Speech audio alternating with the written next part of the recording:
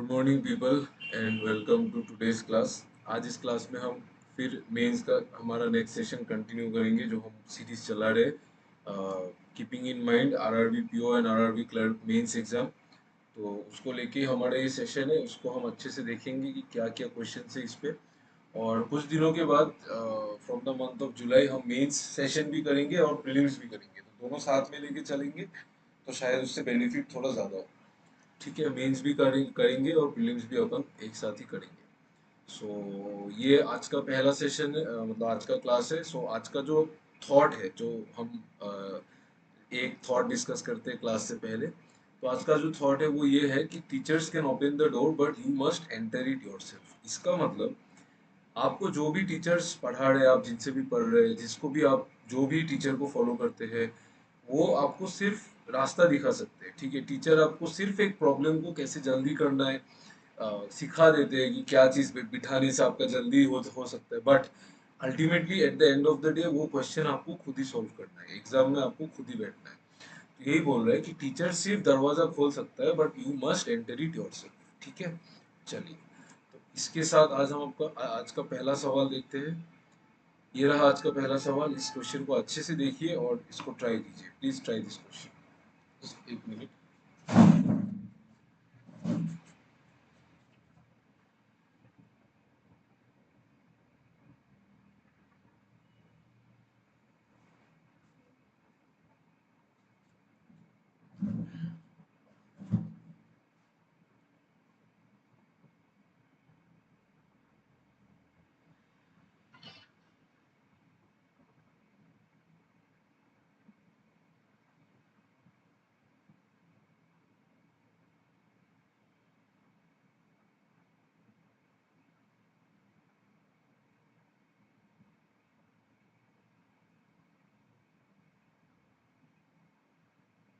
इस सवाल को बनाइए।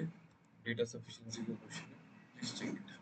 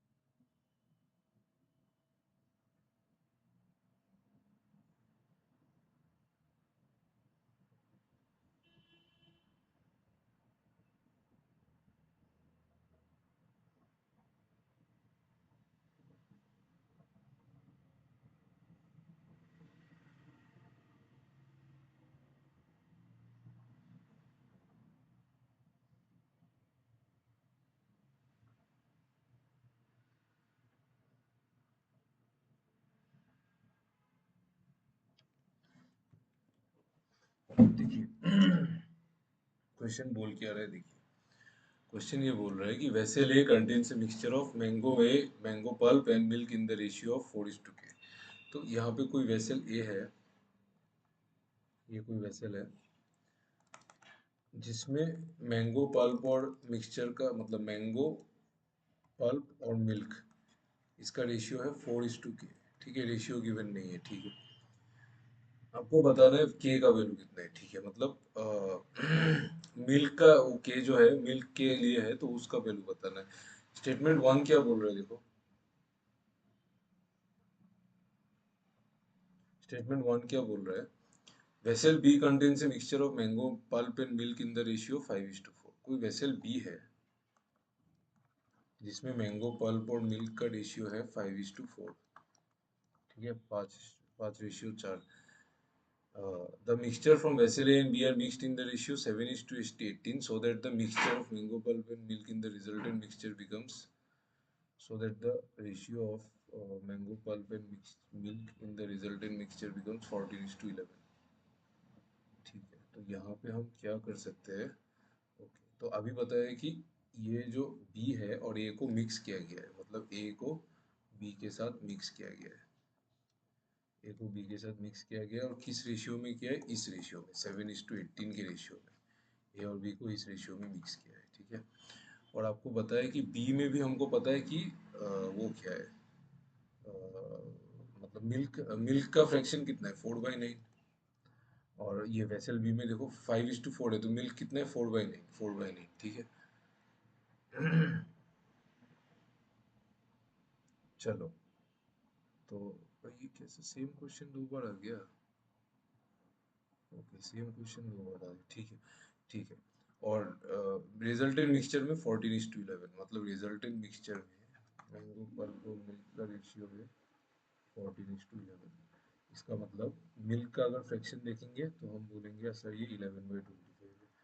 तो यहाँ पे ये वैल्यू हमको अननोन है। यहाँ पे मिल्क का फ्रैक्शन मिल जाएगा तो ये के निकल जाएगा ना, तो यहाँ पे हम एलिगेशन से निकाल लेंगे। देखो, डेटा सफिशिएंसी में क्या है, आपको आंसर निकालना नहीं है, you don't have to find the answer. ठीक है, आपको बस ये देखना है कि आंसर निकल पाएगा कि नहीं, जस्ट आपको यही चेक करना है कि आंसर निकल पाएगा कि नहीं, बस। यहाँ पे हमको दिख रहा है एलिगेशन से निकलेगा, निकलेगा, तो ये मतलब statement one is sufficient. Statement one is sufficient, बस उससे ज्यादा और कुछ नहीं करना है। ठीक है, उससे ज्यादा हमको कुछ भी नहीं करना है। फिर स्टेटमेंट टू देखिए। स्टेटमेंट टू कह रहा है कि vessel B contains a mixture of mango pulp and milk in the ratio 2:3। तो वेसल बी में स्टेटमेंट टू ये कह रहा है कि वेसल बी में ना मैंगो पल्प और मिल्क का जो रेशियो है ना वो 2:3 है। मैंगो पल्प और मिल्क का जो रेशियो है वो 2:3 है। Ratio 2:18 liters from of mixture from vessel A is mixed with 20 liter of mixture from vessel B। ए से उठाया कितना, 18 लीटर, बी से उठाया कितना, 20 लीटर। ठीक है, और ए में मैंगो पल्प और मिल्क का रेशियो कितना है, 4:k। ये रेशियो है मैंगो पल्प और भैया मिल्क का। तो अभी आपको बताया कि बी से 20 लीटर उठाया है, तो आपको बताया कि then is mixed with 22 mix, then the amount of milk is 22 litre. तो ओवरऑल कंटेनर में मिल्क जो है वो 22 लीटर है। हम बी से कितना ले रहे हैं, बी से कितना दूध ले रहे हैं, देखो बी से हम कितना मिल्क लेंगे, 3/5 लेंगे हमेशा, of how much, of total quantity B से 20। तो मतलब हम इससे 6 लीटर ले रहे हैं, 6 litre, sorry sorry sorry 12 litre, 12 litre. ठीक है, 12 लीटर, इसका मतलब मैं बी से ले रहा हूँ 12 लीटर, तो मैंने ए से 10 लीटर लिया होगा, ए से मैंने 10 लीटर ही लिया होगा दूध। और आपको बोला है कि 18 लीटर ऑफ मिक्सचर फ्रॉम ए, मतलब हमने ए से 18 लीटर मिक्सचर लिया था जिसमें 10 लीटर दूध है। 18 लीटर मिक्सचर में अगर 10 लीटर दूध है तो मैंगो पल्प कितना है, 8। ठीक है, तो मिल्क और मैंगो पल्प का रेशियो क्या है, 5:4। करेक्ट, मिल्क और मैंगो पल्प का रेशियो 5:4, बट हमको बोला था मैंगो पल्प और मिल्क का रेशियो क्या है, 4:k। मैंगो पल्प 4:k, तो के का वैल्यू क्या हो जाएगा, समझ में आ रहा है ना। मैंगो पल्प और मिल्क का रेशियो हमको बोला था 4:k है, तो के का वैल्यू क्या आएगा, 5, तो के आ जाएगा। इसका मतलब इससे भी के आ जाएगा। ठीक है, इससे भी के आ जाएगा, इससे भी क्या आ जाएगा, इसका मतलब दोनों से आ जाएगा। तो any of the statement is sufficient, either one और टू आर सफिशिएंट। ठीक है, चलो। ये क्वेश्चन रिपीटेड है, ये वाला क्वेश्चन देखिए, ये वाला क्वेश्चन ट्राई कीजिए, देन हम DI पे मूव करेंगे।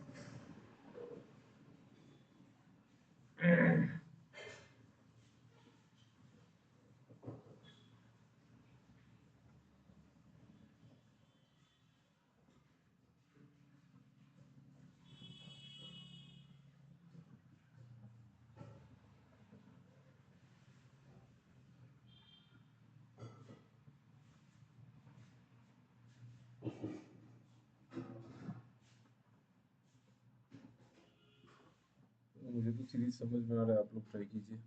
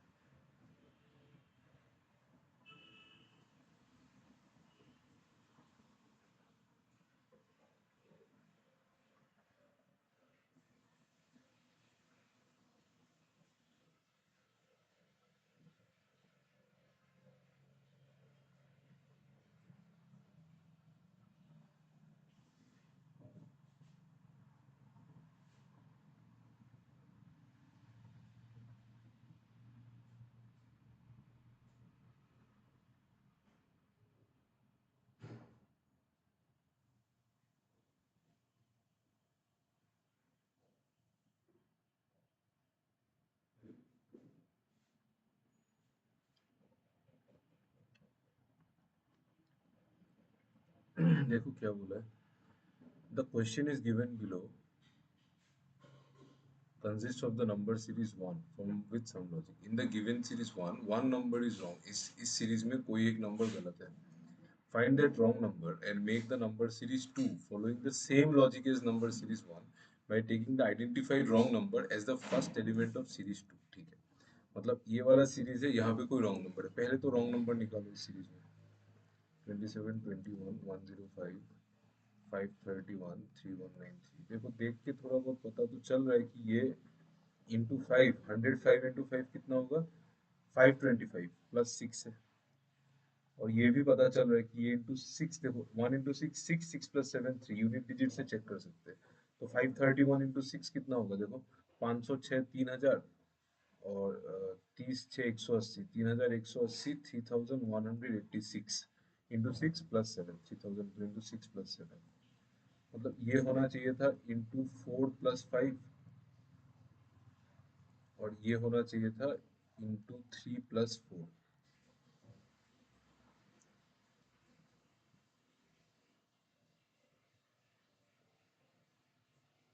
तो यहाँ पे रॉन्ग नंबर कौन सा है, इंटू 4 प्लस 5, 25 अगर होता है यहाँ पे, नहीं नहीं नहीं नहीं, 25 तो रॉन्ग नंबर नहीं है.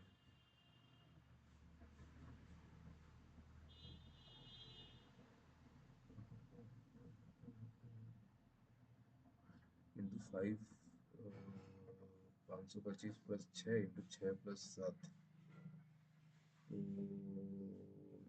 plus 6 into 4 plus 5.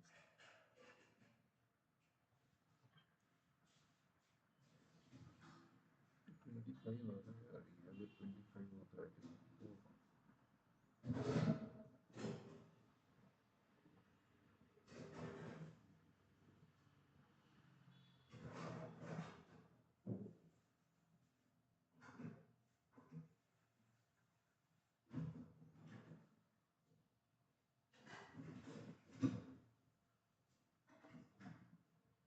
तो क्वेश्चन गलत है ये क्वेश्चन गलत। Just let me check the question.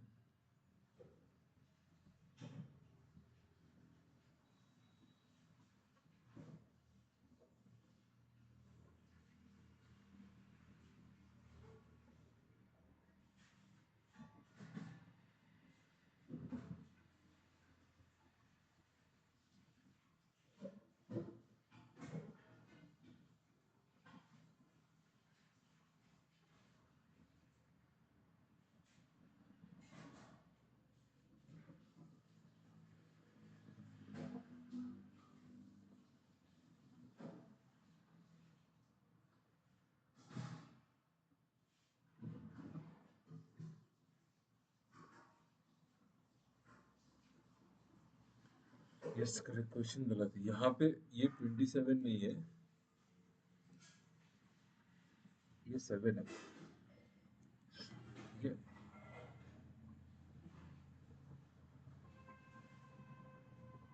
मतलब ये एक्चुअली ऐसा नहीं है, ये एक्चुअली ऐसा है। ये सीरीज कैसा है, ये ऐसा है 2 7 21 105 531 3193, ये सीरीज है। तो 2 7 है, 27 नहीं है, 2 7 है। तो अभी देखिए यहाँ पे 5 प्लस 6 6 प्लस 7, तो ये होना चाहिए 4 प्लस 5, और ये होना चाहिए 3 प्लस 4, और ये होना चाहिए इंटू 2 प्लस 3। ये 2 इंटू 2 4 प्लस 3 7, 7 इंटू 3 21 प्लस 4 25, 25 होना चाहिए यहाँ पे 25। तो 25 इंटू 4 100 प्लस 5 105, इसका मतलब रॉन्ग नंबर इज 21, ठीक है। Wrong number is 21। आपको बताना है, आपको एक ऐसा सीरीज बनाना है 21 से स्टार्ट करके। तो 21 फिर इंटू 2 प्लस 3, ये नंबर होगा इंटू 2 प्लस 3, तो 45। फिर ये नंबर होगा इंटू 3 प्लस 4, इंटू 3 प्लस 4 मतलब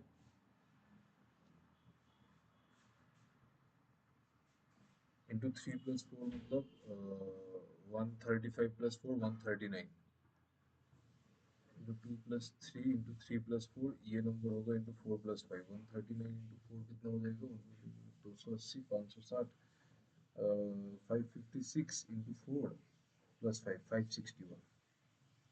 आपको नंबर किन दोनों नंबर का सम चाहिए, हमको इन दो नंबर्स का सेकंड एंड फोर्थ एलिमेंट, तो 545 और 561, तो 560 और 40 600 और 606, 606 इज द राइट आंसर, ठीक है। अच्छा क्वेश्चन था, इजी क्वेश्चन था। ये वाला क्वेश्चन देखिए, प्लीज प्लीज इसको अच्छे से पढ़िए।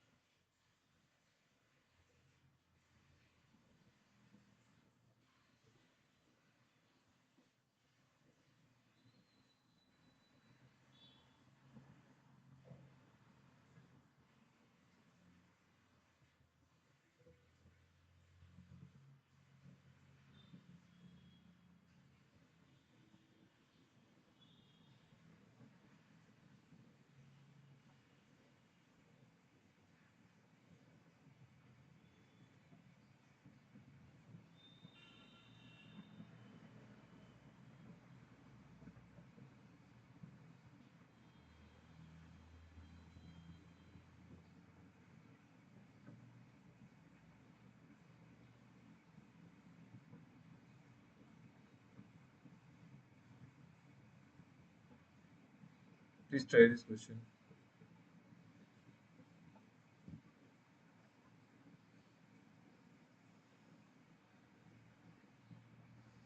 Please try. क्या डेटा गिवन है देखो, table shows the marks of 5 students A B C D E in 3 subjects X Y Z, ठीक है। 3 सब्जेक्ट में डेटा गिवन है आपको। इसके एक्स में जैसे जो स्टूडेंट है उसको एक्स सब्जेक्ट में, ये जो स्टूडेंट है उसको एक्स सब्जेक्ट में 60 मिला है, ठीक है, और बस इतना ही बोला है, और एक्स 100 मार्क्स का सब्जेक्ट, और बी जो स्टूडेंट है उसको जेड सब्जेक्ट में 90 मिला है, उस तरीके से।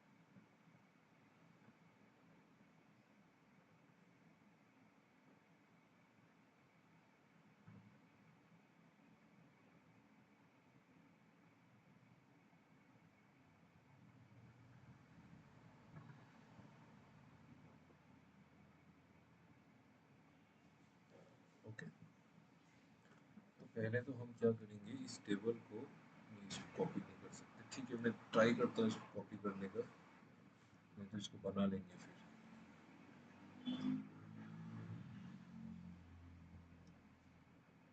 नहीं, नहीं कर सकते, ठीक है। Following table shows the marks of 5 students A, B, C, D and E in 3 subjects X, Y and Z. Some of the values are missing. ठीक है, ये सब है, तो ये टोटल मार्क्स गिवन है यहाँ पे 310 में इतना, ठीक है, तो हमको ये टेबल बनाना पड़ेगा। उसके बाद देखते हैं क्या है। ओके, उसके बाद कुछ कुछ नोट गिवन है, कुछ कुछ नोट गिवन है। Passing marks in all the 3 subject is 30% of the total marks of respective subject. Total marks obtained by student A is equal to total marks obtained by student D. Marks obtained by student B in subject Y is equal to marks obtained by student D in subject X. Students D, ठीक है। Total marks obtained by student D is 20% more than total marks obtained by student D. Marks obtained by D in subject Z is less 5 less than, ठीक है, फिर बनाएंगे। पहले हम इसको copy कर लेते हैं। स्टूडेंट्स एक्स वाई 100 90 120, 100 90 120, यहाँ पे मैं इस टेबल को एक बार बना लेता हूँ।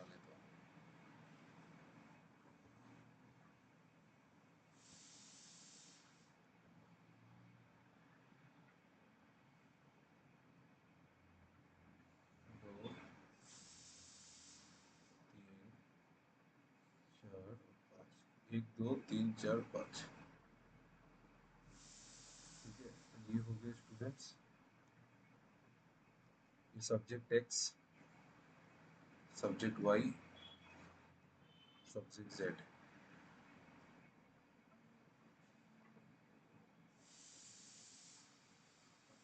190 120, 190 90 120, यहाँ पे 310 टोटल है। स्टूडेंट से ए बी सी डी, अभी देखते डेटा डाल देते हैं यहाँ पे। 60 75 75, 60 75 75, 60, A dash C 60, A C 60, ठीक है।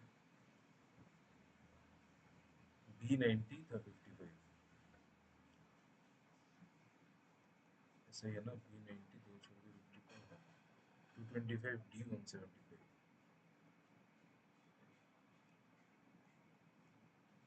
चलिए अभी क्वेश्चन में देखते बताया क्या है। देखो, passing mark in all the three subject is 30% of total marks of respective, ठीक है। मतलब इसमें पासिंग मार्क 30 होगा, इसमें पासिंग मार्क 27 होगा, इसमें 36 होगा, यही बात बोला है बस। ये पासिंग मार्क से कुछ नहीं कर सकते, देखो बाद में देखते हैं, तो बाद में देखेंगे, ये इसको याद रख लेंगे। Total marks obtained by is equal to total marks D. A का टोटल मार्क्स और डी का टोटल मार्क्स बराबर है, ठीक है। ए का टोटल मार्क्स और डी का टोटल मार्क्स बराबर है,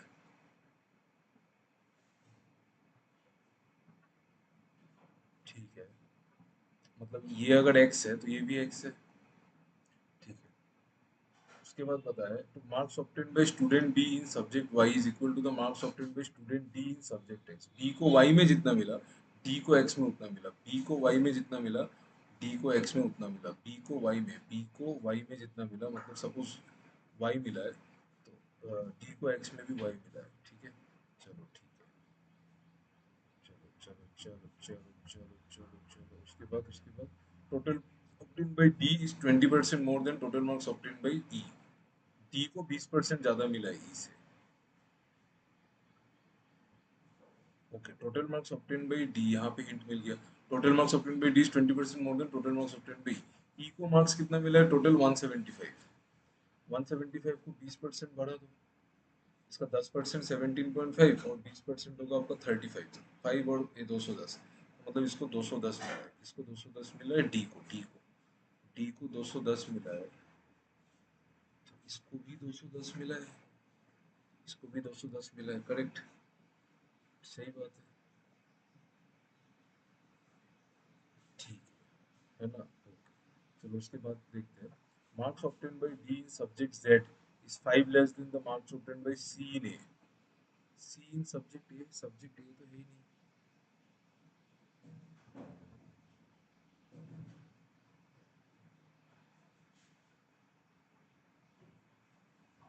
एक मिनट में एक बार क्वेश्चन को एक बार चेक कर लेता हूँ।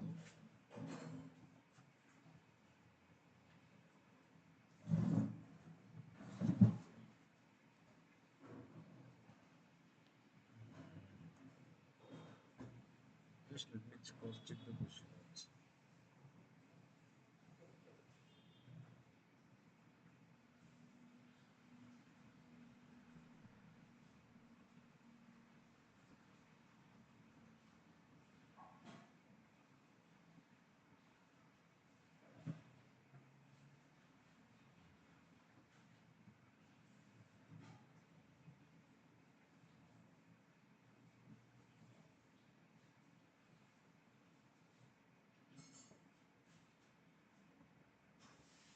Just 1 minute, let me check the question for once।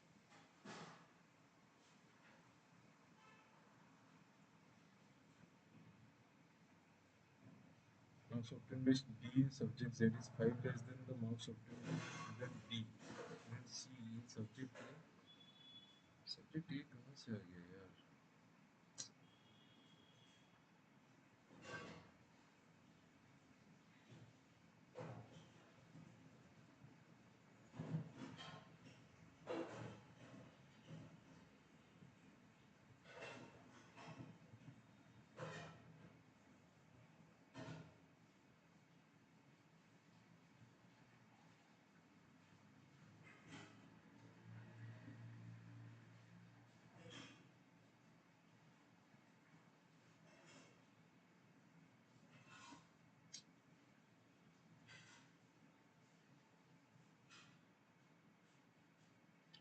ये प्रॉब्लम है, just give me some time, just give me 1 minute।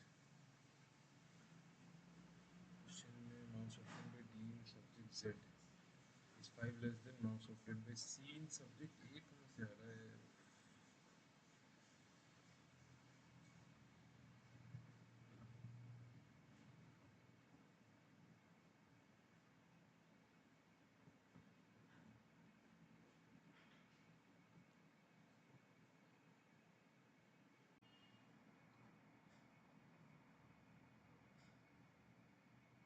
Okay, तो ये एक्चुअली थोड़ा सा इसमें गड़बड़ है। यहाँ पे ए नहीं आएगा, यहाँ पे एक्स आएगा, एक्स आएगा, ठीक है। तो marks obtained by D in Z is 5 less than C in X. D in Z is 5 less than C in X. D in Z is 5 less than C in X. C in X 75, तो ये 70, तो ये 70, ये 60, तो 130 हो गया, और इधर 80, तो y हो गया 80, ये y हो गया 80, ये 90, 80, 170 और 225 मतलब 55, 90, 80, 170 और 55, ठीक है, ठीक है, ठीक है, ठीक है, ठीक है, ठीक है, ठीक है, ठीक है, ठीक है, ये भी निकलेगा, ये 75, ये 55 मतलब 130, हाँ 130 और इधर 45, ओके,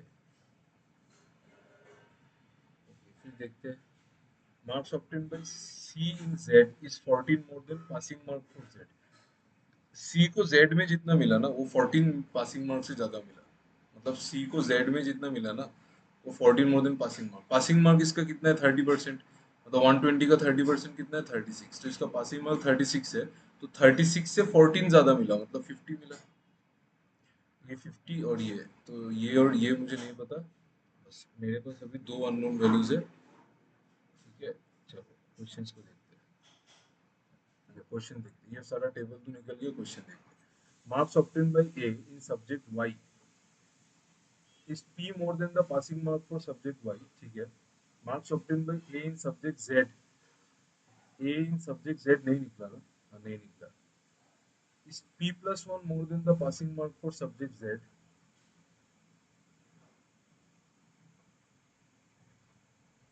subject Y, Y तो Y है ना subject है, अच्छा। Marks obtained by A in subject Y is P more than passing mark for Y, मतलब पासिंग मार्क कितना है इसका, 30%, मतलब Y में जितना मार्क्स मिला है ना, A जो है वो P ज्यादा है, इसका पासिंग मार्क कितना है, 27 है, ये जो ए जो मिला है वो पी ज्यादा है, मतलब पी ज्यादा है इससे, 27 प्लस पी है।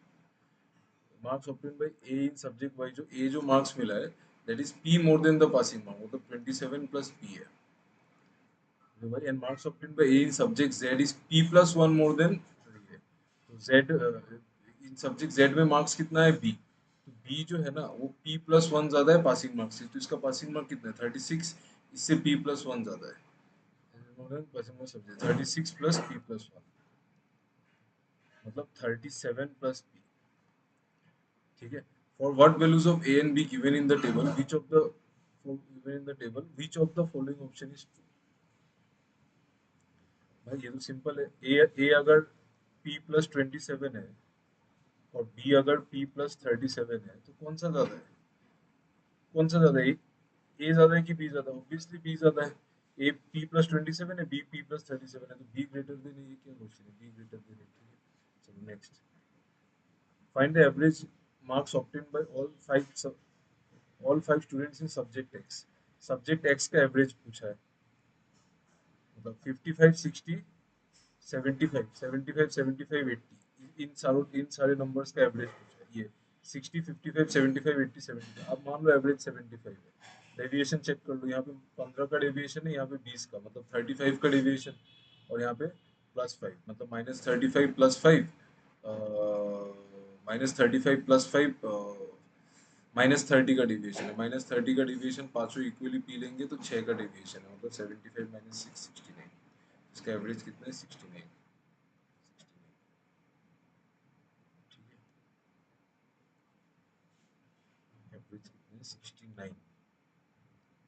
चलो उसके बाद देखते हैं, consider the variables A B C and D given a is to b is to c is इतना, find the value of d if d is 5 more, अच्छा a b और c का रेशियो गिवन है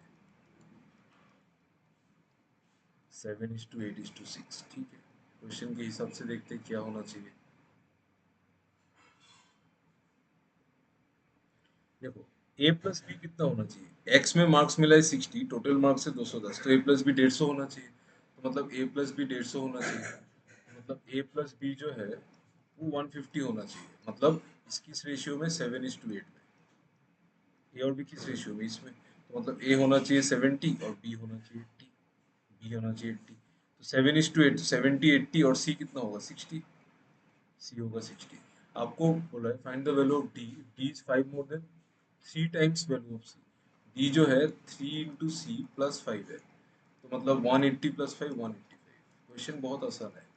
उसके बाद बोला देखिए find the difference between the sum of marks obtained by B in X and Y together and sum of marks by D in Y and Z together. इसको करिए।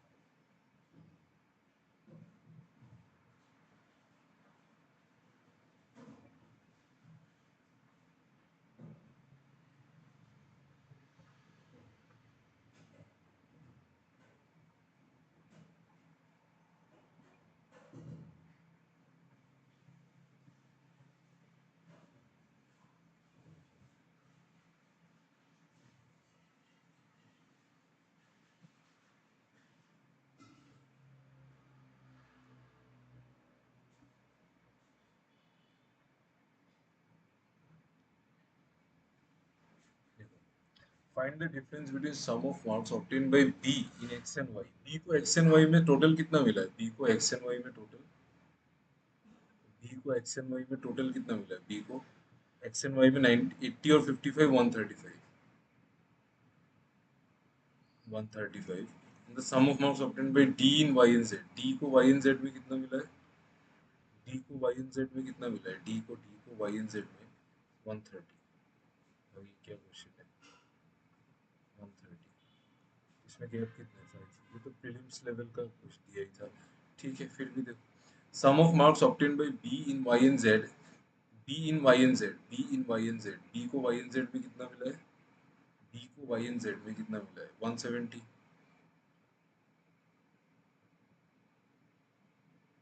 B in Y and Z 170 is approximately what percent more less than marks obtained by E in X and Z? E in X and Z, E को X and Z में मिला कितना मिला? E को 75 और 55 मतलब 130।